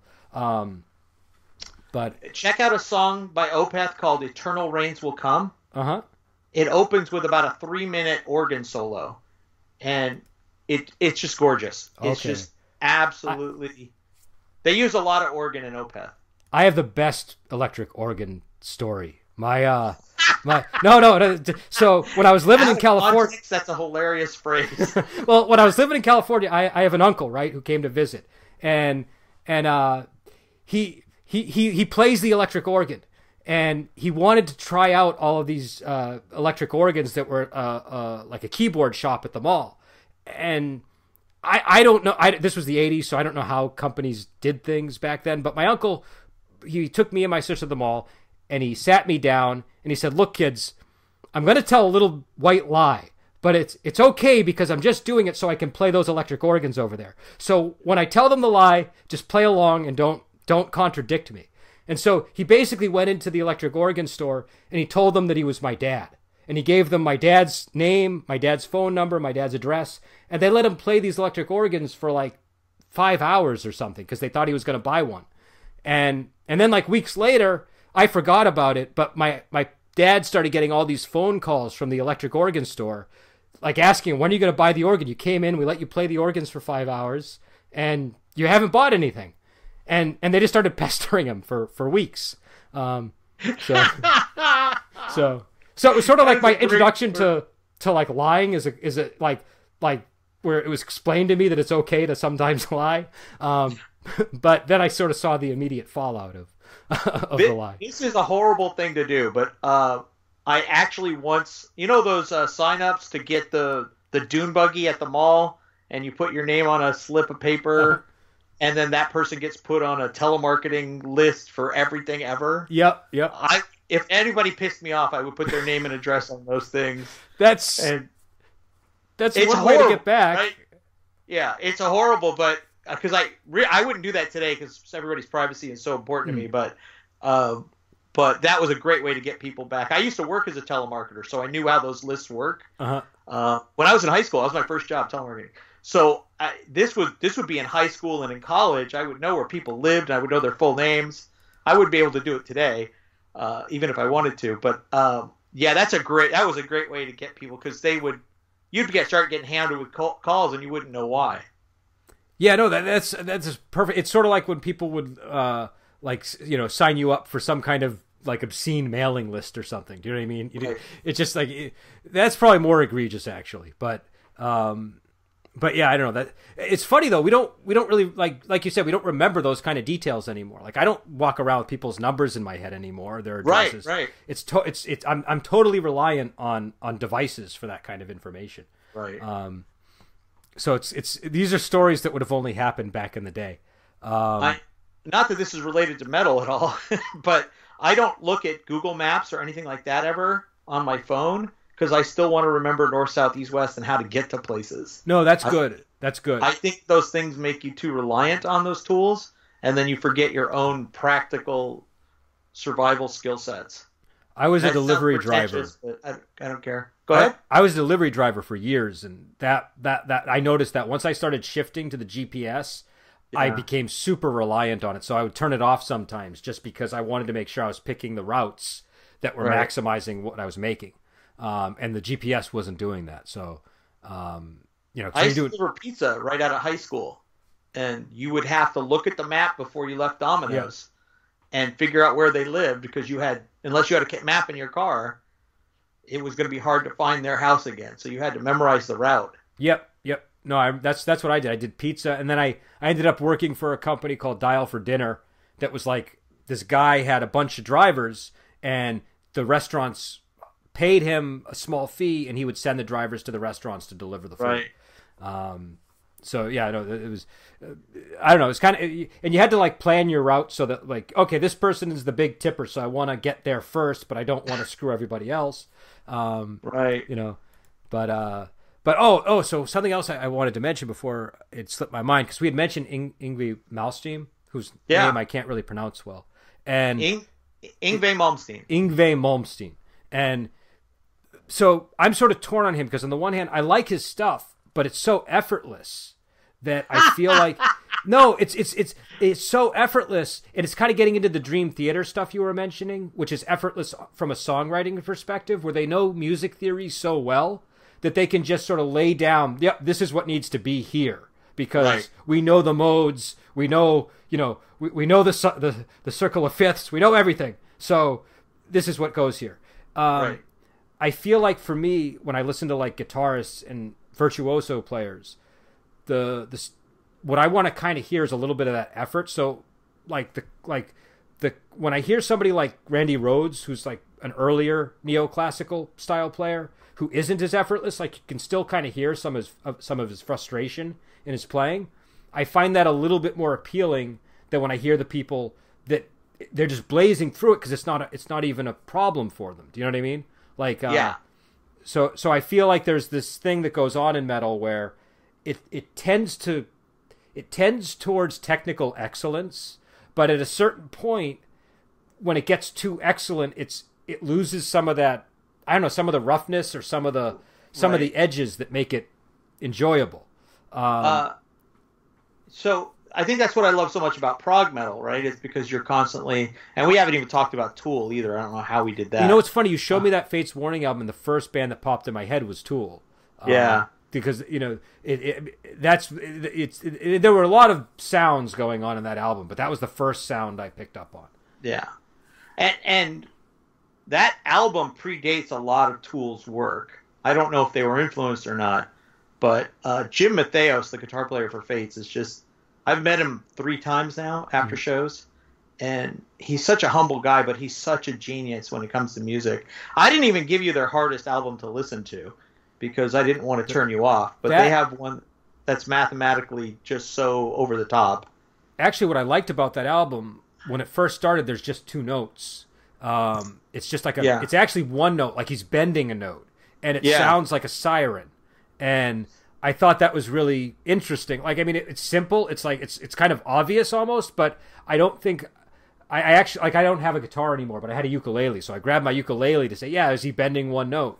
And, I was really curious what effect they had on the guitar, because it sounded just like a siren the way that they were playing it. Right. So the album is sort of bookended with this really simple note, but it gets really complex the longer the more you get into it. When Jim worked on an album with his old singer called the album's called Arch Matheos, and he actually, if you pay attention, you'll hear that he'll end a song on 1 note, and then the next note for the opening note for the next song is the next progressive note you would expect to hear. Oh, that's interesting. All right, so like you could, every song, and I don't know the exact notes, right? Because I'd have to look at the sheets and everything else. My ear isn't that refined, but there's 6 songs on the album of all various different lengths, but he makes sure that the order of them on the album is in such a way that they make melodic sense. No, that's good. I think I like when albums feel like a complete whole, and I think that thinking in those terms can really be useful. It made it easy for John to write the lyrics because he knew what key the next song was going to be in, and so he would just start writing, and the ideas would be in his head even before he actually heard all the music. Okay. No, that makes sense. I mean, but do you see what I'm saying in terms of the, like, eventually you get to like a Dream Theater type situation, right? Where it's like there's a difference between Fate's Warning and Dreams, especially because I listen to some of those earlier albums too, and I can hear the progression of the band. I can hear them. When the very first album sounded like a almost like a British New Wave style album. And then that other one that you told me about, I forget the name of it, like Awaken the something. That's when they. What was that? Awaken the Guardian. Yeah, Awaken the Guardian. Then it started to get really interesting and different, and it almost sounded like what year? Do you know what year that album came out? Awaken the Guardian? Yeah, 86, I think. 86, 87. Okay. Yeah, because it had like if I was going to compare it to like an Iron Maiden album, it'd be like a Seventh Son of the Seventh Son type album. It had that. Every time I've ever played that album for people, they say this sounds like Iron Maiden, and I said you got to listen carefully. Yeah, because what they're doing with timing, the guitarist playing on the downbeat, the upbeat instead of the downbeat, those changes that are going on, they're very subtle. But if you're not listening for them, it sounds like Iron Maiden. Well, those are hard things for people to hear because most people don't even know what an upbeat or a downbeat really is, and it's like it's the mathematical stuff that. Right. I have to do a shout out real quick. Oh yeah. Felix Girk has been asking me for years what the meaning behind the title of one of my books is, and I want him. This isn't an answer to his question, but I want him to listen to Fate's Warning over Awaken the Garden if he's listening to the show. There are some songs on there that influence that book that he's been asking about. Do you put a lot of Easter eggs into your... everything I make has Easter eggs. So nobody has ever found a one. Me too. I have a ton of Easter eggs, and nobody's ever found them. Yeah. There is a character for Black Monk who is based on 5 different French philosophers, and there are quotes in there. I'm not even going to tell you which character, because it should be pretty obvious if you know the game. But if you don't and you want to go look for it, it's going to be work. But it's so complex to explain how I did it that I ruin the joke or the metaphor if I explain it. Okay. Now what about musical Easter eggs? Do you have a lot of musical Easter eggs? Yeah.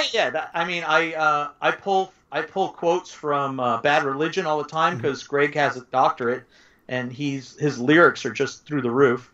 I'll pull stuff from... I'll pull music titles, song titles, and I'll use them for chapter headings and things like that.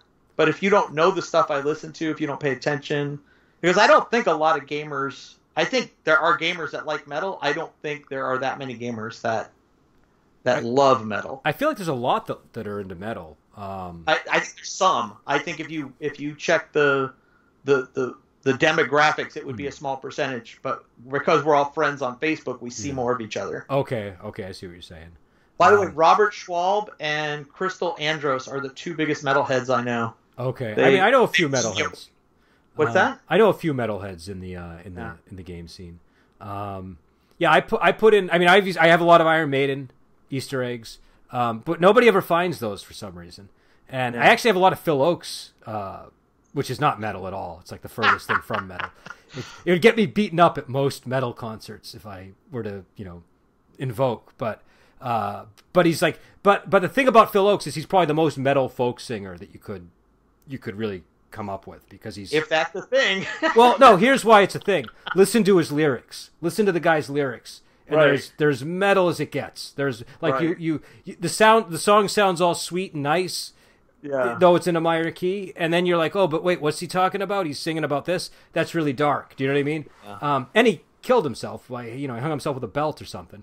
So he's a, I don't know. I think he's like a dark. He to me, he feels like a bit of a metal figure. He's like larger than life, and there's a darkness to him.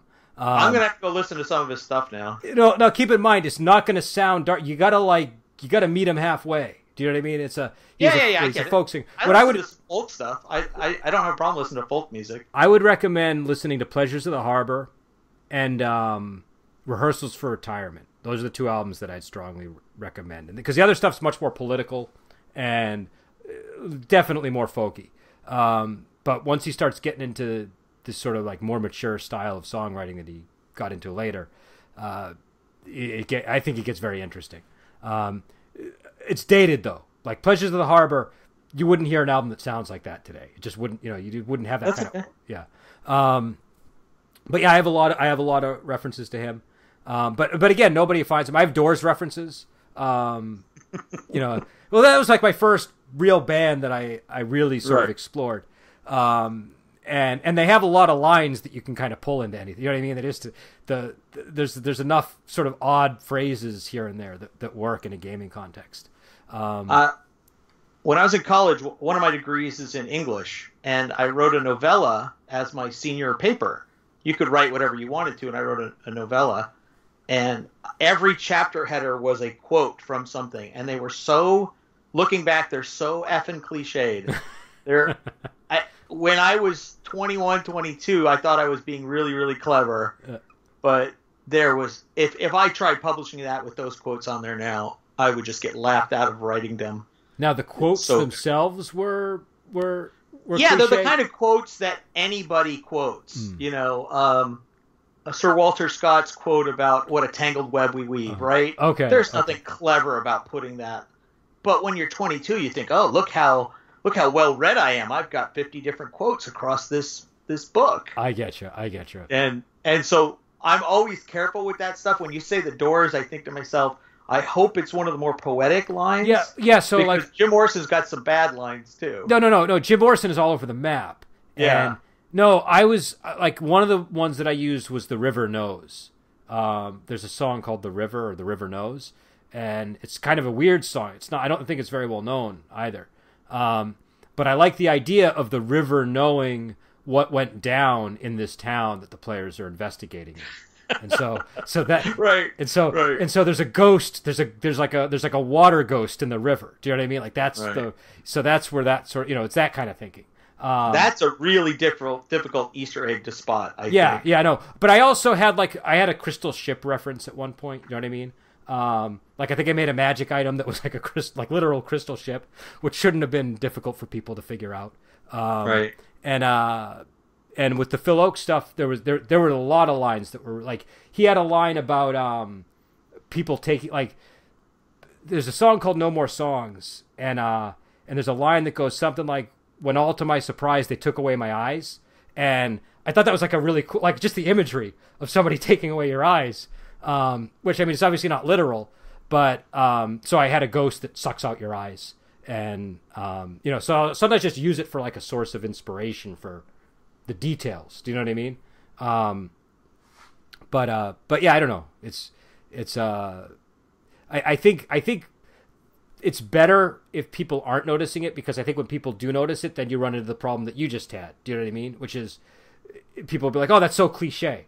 But if it's if you're just using it for your own, like okay, like what I like to do is, you know how we were talking about Dio, and how Dio, his lyrics were, he sort of did this thing where he would say something, but it wasn't exactly clear what he was saying, and you kind of had to take the imaginative step to sort of reconcile these two contradictions that he presented you with, or do you know what I mean? He had like this style of writing lyrics, and so in that song, Don't Talk for Strangers, he's got this line that says, "Don't write with starlight."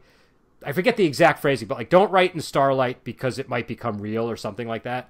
And so I would take a line like that and use that to make a magic item. Do you know what I mean? Like, okay, the starlit inkstone, whatever you write with it becomes real and is terrible and tries to kill you. Do you know what I mean? That kind of thing. I should probably say at this point that I made a Ronnie James Dio role-playing game. It's called Holy Diver. And I'm working on a Stargazer role-playing game. It's called Shadow of the Dragon. And so, Shadow of the Wizard. Sorry, called Shadow. So of the is Holy Diver out? Because I don't think I've seen that. Yeah, it's been out for years. Hold on, let me. The way people play it is most like a rock opera, but every single chart and character class is a Ronnie James Dio lyric. So everything is taken from. Now, are you at all worried that the Ronnie James Dio estate is going to come after you for using Holy Diver? No, because I think I've made $5 off of this thing. So you can just hand it to them and then change the name. Yeah. But I mean, he doesn't own those words, right? And it's clearly, I even say it, this is an homage, yada yada. The game material is all mine, but all the charts are some kind of line from his lyrics. My orcs are based on Ronnie James Dio in my Sartorius game. I have two kinds of orcs. I have the civilized Roman orcs, and I have like the savage orcs. And my savage orcs are, the image that I always had in my head of them was like Ronnie James Dio hair and Ronnie James Dio face. Do you know what I mean? Like just that look that he has. So I have a musical. I want to do a musical on Broadway, which is all Ronnie James Dio songs. I know the exact order I want to do them, and I know what the story is going to be. I haven't written anything, but I know what I would do with it. I think it would be absolutely fantastic. If I could get in touch with somebody that makes musicals, I think we could make a lot of money off of this. Because his work and his vocals would be perfect for a musical. Would be perfect for some operatic musical. Oh, absolutely. Absolutely. And actually, did you remember, it was a terrible movie, but did you see the film, what was it, The Pick of Destiny with Jack Black? Yes, of course. So, but you saw the scene with Dio where he comes out of the poster. That worked. That was like the one thing that worked in the movie, if I remember, you know? And so I think you're onto something, because also I think there's an appetite for Dio. Like, people that are fans of Dio would want to consume Dio in like an evening. Do you know what I mean? Like an evening of Dio for old Dio fans would be a great experience. And I also feel like there's got to be people out there that have like been emulating his voice for years and stuff. So there's got to be plenty of singers that could kind of get that Dio sound.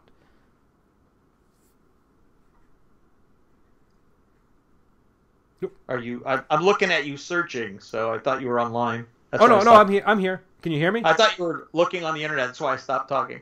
Oh, no, I'm not looking at anything. No. Did you find the PDF? Oh, yeah, no, I found it. I found it a while back. I'm looking at it right now.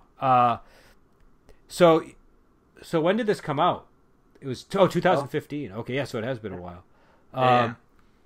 I've barely sold any copies. Nobody cares, but I think that's cool. You should promote that more. Do you know what I mean? Like, I think like there's a lot of Dio, but I guess it's tricky because you can't like use Dio clips or anything when you're promoting the game, right? Because right. But you do mention like Ronnie James Dio in the description, so I don't know. People should check it out. I think it might be. I never saw this one before. Because if I saw Holy Diver, I would have known. Do you know what I mean? That's an obvious, like, that's hard to miss. So every time we play it, it ends up playing like a David Bowie-esque rock opera. You know, with people coming down into a scene on lightning or in this glass-filled dome, and you know, the actor. The last session we had of it was so effing over the top, and we had a great time. I mean, I'll tell you, Dio is a really good source of gaming inspiration. Like I have two sources. I either go to Dio or I go to Strange Tales from a Chinese studio about Pusong Ling if I need an idea for an adventure and I don't have anything. I'll listen to Dio and I'll be like, okay, there's going to be a line in here that gives me an adventure idea, or I'll read a strange tale and I'll be like, oh, there's an idea if there's a monstrous pig that is going to eat people or something. But Dio it's kind of like reading Conan stories or something. There's just always something you can sort of apply to a gaming situation. But yeah, I don't know. I think is there anything else you want to cover before we sort of get to the end of this? Because we're going on for like an hour and a half, so I don't want to... Yeah. I just made a joke on Facebook about how long you've been talking. Yeah, I apologize. I'm long-winded. I apologize. This has been a blast. I have no problems with how long this goes. Okay, I can talk forever, though, when I get going, and I apologize. People should know we talked for about 45 minutes before we even started recording. And it was a brilliant conversation. It was like a really interesting discussion, and brilliant might be the wrong word, because I was not adding brilliance to it. But, like, we had a really good discussion. But we didn't record any of it. No, we didn't. I start the recording when I do my thing because I want people to know when they're being recorded. It's probably it's probably the wrong way to go about it, because I feel like I hear a lot of podcasts where people they start recording before the show starts, and everybody's more relaxed when they start talking because they've been recording. So it's probably counterproductive for me to start the show the way I do. Richard and I, the way we do it is we just do a rolling start. We start talking about something, and then somewhere in the middle of that, he turns on the recording, and we just start. We don't have an intro. We don't have a splash page or anything to the audio. And then when we're done talking, we just hit the button. That's I think what people kind of want now too. Like I sometimes get a little flack for having intro music, or you know what I mean. But like the thing is, like, I'm stubborn, so now that I have it, I'm going to have it forever. Like I'm never going to change it. You know what I mean? Like, it's because I know it annoys people, so I leave it in because I want people to have to work through that 45 seconds if they're going to listen. But yeah, I think that the downside of having sort of the intro music and announcing yourself is it puts everybody on edge for the first minute or so until they calm down. Like, everybody kind of gets heightened a little bit. But you guys, I like the way you guys do things. You guys have good conversations. Yeah, unless Richard starts talking sports. Well, do you not know anything about sports? I love sports. I just don't. The crossover that I want to have with gaming is talking about the application of sports to gaming, not talking about my knowledge of 3-4 and 4-3 defenses and how you want to do a slant action play fake when you see the linebacker coming in from the right side. That's not a conversation that gamers want to have. Well, gamers are not very good at sports generally, has been my experience. So, like, I don't know much about. I know boxing. That's about it. I don't really know. I love boxing. I'm sorry? I love boxing. Oh, you love boxing? Yeah, boxing's great. Boxing's entertaining. Boxing's very simple because it's just two people punching each other. Do you know what I mean? It's not. It's Is that what you believe? No. I don't believe. My grandfather was a boxer. I don't believe that it was. Yeah. I you know, I know how to box, but like it's a very nuanced and complicated sport. But what I mean is, when I watch football, there's a lot going on that I don't understand. Do you know what I mean? I just don't understand it. But when I watch boxing, you don't have to know that much about it to understand these two people are fighting each other. You know what I mean? It's just a really simple concept. But yeah, no, it's very complicated. I wouldn't. So this is a huge diversion from metal, but let me post this supposition to you. Gamers love knowing everything they can know about a thing. So if it's Forgotten Realms, they want to know every nook and cranny of the Forgotten Realms. If it's D&D, they want to know every feat, so they know every combination of thing that goes together. I think the reason gamers don't like sports has nothing to do with, those things are silly. It's they didn't grow up loving it, and they don't realize how much nuance is to it. And all those things that you talk about that are in D&D. Boxing is really simple if you just look at it as two guys punching each other. But so much is going on about knowing a guy's the length of his arm, how long his arms have been up, how tired he's getting, where he's keeping his arms when he's on the defensive, how much time he's spending on the ropes. Those things all mean something if you're a fan of boxing. If you're just somebody that watches it whenever it's on HBO, you don't care about that stuff. You tune in, you have a big party, and you move on. If you're a D&D fan and you have to know everything that's going on and you don't know all those nuances, boxing looks stupid. Well, I mean, maybe. I don't know, because I grew up watching boxing, and so I think I liked fighting. I liked the act of fighting. I liked watching fighting. It made sense to me. Something about other sports I just didn't connect with. Maybe I just didn't grow up watching them, because when I went to my grandfather's house, boxing would be on. Do you know what I mean? And so I'd watch it. But my dad didn't watch sports, and so I just never had I just never understood. I never got in the habit. I think here's what I think it is. I think it's the habit. I was in the habit of watching boxing. I was never in the habit of watching football games. And so when my friends would say to me, "Hey, you should watch the game," I'd think, well, I could, but I could also do something else and spend my time on something I want to do. Do you know what I mean? So like, it became like a. But I think there is something to what you're saying, because I feel like if I did get into football, I'd feel like I have to learn everything about it. Do you know what I mean? I feel like, and maybe, and when I meet gamers that were really into sports, I feel like they do tend to be that way. They tend to really be super fans. So maybe I think there is like a gamer thing where if we get into something, we really get into it and we know everything about it. I grew up on sports in the house because we didn't have books, and my dad was into sports. And so I learned everything about baseball and basketball and football. We didn't watch hockey, and we watched a lot of boxing. And I turned about 12, 13, and I fell out of favor with all sports. I got sick of knowing how much money people were making, hearing about their drug abuses, arguing about contracts and everything else. I said, I just want to... And a lot of that is I'm maturing now, right? I'm realizing this stuff exists in baseball, which I didn't know when I was younger. And I just got out of favor with it. And I didn't watch for 20 years. And I'm able to go back now and look at it without knowing the players' names and caring about who's got what ERA. I can sit down and watch a random baseball game and enjoy watching and wondering, okay, I'm seeing this pitcher doing this now. I know he's getting tired.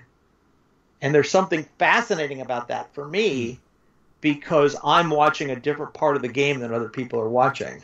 But your dad was into sports, it sounds like. That. I think that was probably a big part of it, right? Well, I would watch without him, right? But what I mean is you had an adult in the household that was a sports viewer. And so yeah. He explained to me how I mean, you can't watch baseball and figure out how it works. Yeah, it doesn't make any sense. Somebody has to tell you how baseball works. That's what I think the difference is, because like my dad didn't watch sports, and the only adult figure in my life that watched sports was my grandfather, and he would explain the boxing to me when I would watch it. Right, so I think having that, like, a mentor that guides you through it, is sort of important too. Well, I love sitting down watching a game and talking to people about what's going on. So there's something enjoyable about okay, this is happening now, and this is why he's doing this. Yes, they have 2 outs, and this guy's a power hitter, but there's no point in getting him on base, so he is going to purposely strike out now. There's something about talking about that with people, because they don't want to waste their next batter hitting into a ground out when they can just get this guy out, right? There's a strategy to things that are going on in baseball that if you're not familiar with it, you won't know it's happening. And me talking about that is fun. Yeah. So I enjoy the process of teaching, and I think you're right. There's something about growing up in an environment where that's going on. Well, you said your degree was in English, and what was it? Anthropology. And so mine was in history and philosophy. And for my history paper, for the final paper we had to do, I did mine on the Ali Foreman fight, nice. which is a really bizarre one. Like, no, everybody else was doing, like, the Mongolian siege of Baghdad, and, like, things that made a little bit more sense. But I went with that. And the thing is, leading up to that, all of my studies had been like Middle East and Mediterranean stuff. Right. So it was kind of weird. But I thought that it was really like sitting down and watching the Ali Foreman fight over and over and over and over again, and then watching all the interviews with everybody that were around the fight, and reading Norman Mailer's book on it, and reading what was his name, George Plimpton's book on it, and I think even Hunter S. Thompson wrote something vaguely related to the fight. It was really enjoyable. I interviewed George Foreman for the project, actually. I managed to get a hold of him and interview him, and that's awesome. It was just that I happened to be doing it when email was becoming a thing, and he probably hadn't been bombarded with everybody contacting him. Yeah, I was able to sort of slip in, and I interviewed him, and I interviewed Ken Norton, and I got in touch with Teddy Atlas, but I miscommunicated, and the day he called me, I was working, so I wasn't able to do the interview. That stinks. But yeah, so we should probably wind it down, though, because we're getting it like, what, 1:45? Oh yeah, you're gonna have to cut 10 minutes ago, because I don't think any of this has to do with No, metal. it's fine. This is we just let it roll, and it just goes. It's its thing. I want to mention a few more bands that people should listen to. Absolutely. Witchbreed, The Sword. I think everybody knows The Sword. They're definitely the kings of stoner metal right now. The Witch.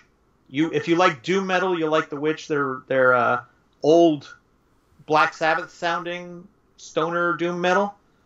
They have a great sound for you, not for me. Unleash the Archers. They're from Canada. Did I say Witchbreed?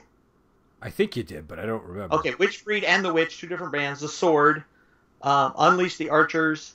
I think I mentioned Opeth. There's a band called Holy Grail. They used to be called White Wizard. Both of those albums are fantastic. They sound like metal sounded in the 80s. A combination of all their sounds, but they're a bunch of young kids. And they're a fantastic band that you can listen to. I could list a ton, actually. But I think that those were ones that we probably would have been nice to touch on, but we didn't have time. And we never got naturally. Yeah, no, we should probably do another episode where we cover things like that. If I had to mention bands that I would say, I showed you some of these bands, but I would steer people, if they're interested in finding out about doom metal, to bands like Cathedral, to Saint Vitus, to Solitude Aeternus, and Cathedral, and later bands like My Dying Bride and stuff.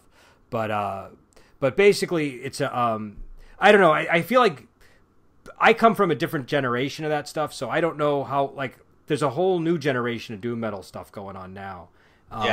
But the stuff that I was listening to at the time, maybe it doesn't really because when I go back and listen to it, some of it doesn't age very well. Do you know what I mean? Right. So, well, Candlemass, that Candlemass I listened to did not age well. Well, see, okay, with Candlemass, I deliberately gave you one of their more mediocre albums to listen to. Yeah. Because I wanted you to get the bad, not the bad Candlemass, but like the most cliche Candlemass that you could get. Yeah. And it wasn't bad. I wasn't offended or anything. I didn't like the other two albums you suggested, but it was so dated. The Candlemass album was really dated. Candlemass. It's one of those things where, because it's familiar to me, when I go back and listen to it, I can enjoy it. But like the riffs are a little bit too slow and repetitive sometimes. Do you know what I mean? Yeah. And like you kind of get the point in the first 5 seconds of a lot of the songs. You know, I don't know. I feel Solitude Aeturnus holds up better actually than Candlemass. And that Cathedral album is just an interesting album because it's so damn slow. It's like probably the slowest album that I've ever heard.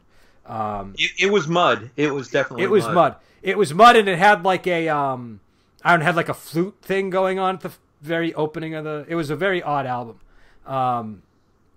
But again, go ahead. No, go ahead.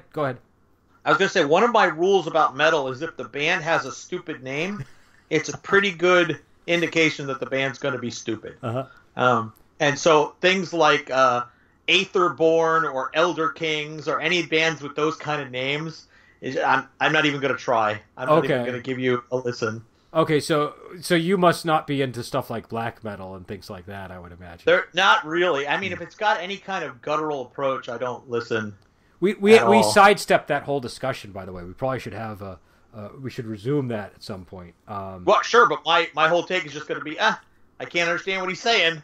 But there must be bands that they do that and it frustrates you, but the rest of their music is good enough that you're willing to listen to it or no. Well, old Opeth was like that, right? Mm-hmm. It was all guttural. He shifted in the last 4 albums, I think. Mm-hmm. And so a lot of that stuff is really tough to get through. Like Ghosts of Perdition is a really complicated Opeth song that's fantastic musically, but then he starts singing and it's Well, I feel like the death voice, really what it is it's a technique, and it's something that is best used sporadically, maybe. Right. And I was in a death metal band, and my singer did death metal vocals, and I didn't like death metal vocals. I thought that they were a waste of a good melodic line on the guitar. Do you know what I mean? Like, you have this great guitar, and you're wasting it by just screaming over it, was how I felt. Yeah. But I liked enough of the guitar work in death metal that I would listen to it, because the guitar work I thought was really good. But and also it makes the guitarist work that much harder on melody, because the vocalist sure isn't doing anything in that respect. So and the fans of that seem to always justify it as, well, the voice just becomes another musical instrument.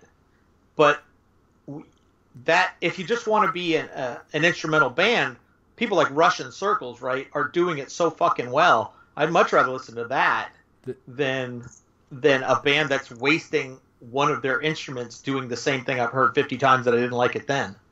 Yeah, I mean, I feel like it's sort of weird. Like, I can sometimes it works, right? Like, I think when Obituary did it, there was enough rhythm and percussion to how he was doing the death vocals that it kind of worked for me. Do you know what I mean? But most of the bands, it just was like, I didn't understand what the appeal was. I think the only bands I remember really liking the vocals on for death metal were Obituary and Bolt Thrower. And with Bolt Thrower, it was just because they got that really big sound in general. And yeah. You know. And how do you not like Bolt Thrower? I mean, they're just like that. What a great stick. No, that opening, like what was the War Master album? That sound, I don't think I've ever heard anybody get that sound like they got. And I was always like, how do you do that? I have a guitar and I can't make that sound for the life of me. Like, it's gigantic. I mean, I'm sure it's because they're doing like 8 tracks or something. I don't know, but but yeah. So anyways, yeah, we'll if we do another one of these, we'll talk about those topics, because I think there's more to discuss there. So also you can check out Jim Pinto on Grumpy Old Gamers. And you said you guys just recorded a new episode? Yeah, today, about 3 hours ago. Now, is it a particular topic, or is it just general stuff? Richard tried to talk about sports again, and I cut him off. I think we just talked about general stuff. I'm trying to remember if we hit anything big. We talked again about how people get into habits because of D&D, and people that are on the OSR side of the argument don't really need to say anything anymore. We've heard everything that you like about OSR. We talked about that a little bit. That's going to get some pushback, I can tell. We'll see. We'll see. Not a lot of people listen to the show, so what does it matter?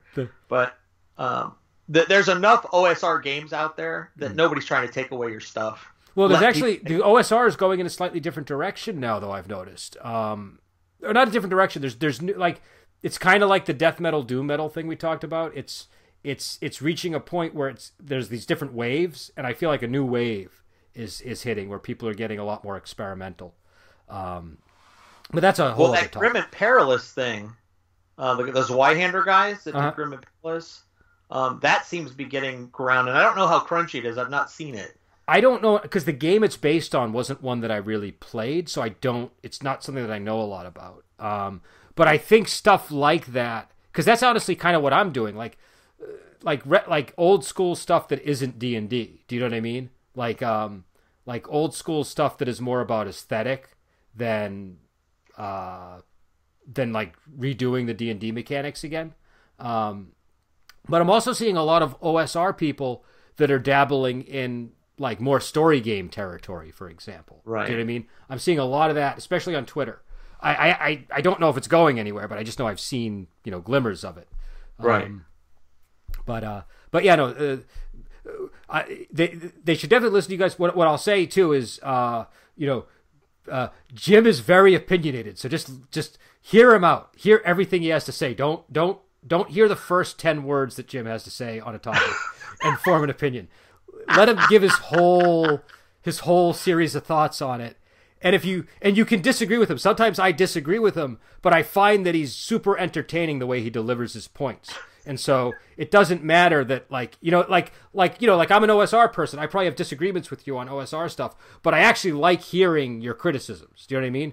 Because they're delivered well, and they're it's I don't know what to say. This is so weird. Why is it weird? I hate compliments, but at the same time, you're not really complimenting me. You're just giving a review, so it's a funny place to be. That's all. I'm trying to prepare my listeners for your show so they can enjoy it in the right way. Like I feel like Richard's not going to have any issues with my listener. Richard's fine. Like he's a very polite person. Do you know what I mean? But you have very strong opinions, and so you're gonna, I want people to, I want them to process your opinions in the right way, because I feel like, I don't know, I feel like you're a hugely entertaining person when you give opinions, and I think these days people like to make snap judgments very quickly, like, oh, I agree with that, or oh, I don't agree with that, and so I'm not going to listen, and I think they'd be missing out if they just leap to conclusions within the first 10 seconds. Is all I'm trying to say. That might be my favorite review of anything I've ever done, ever. That was fantastic. So, I'm embarrassed, but I'm still laughing. So definitely check it. I'll put a link in the description. And yeah, so we've been going on for 2 hours. I'm going to end it here. But I will let Jim go, and we will talk to you later.